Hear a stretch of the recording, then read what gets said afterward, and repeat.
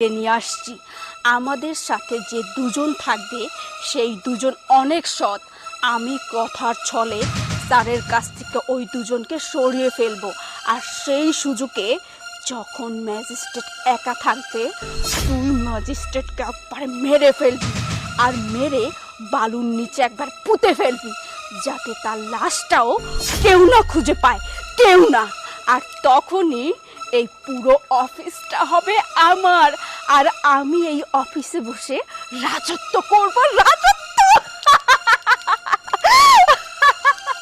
আচ্ছা ঠিক আছে, রাখছি। তুই তোর কাজটা কর, আমি আমার কাজটা করতেছি। চিন্তা করছো এই মেয়ে কত ভালো, ও তো সে হেরে মারার প্ল্যান করছে। আরে হে আহনের পরে তুই এই যে দেশের উন্নয়ন হওয়া শুরু করছে, আমাদের দেশে কি আছে? না তাহলে কেন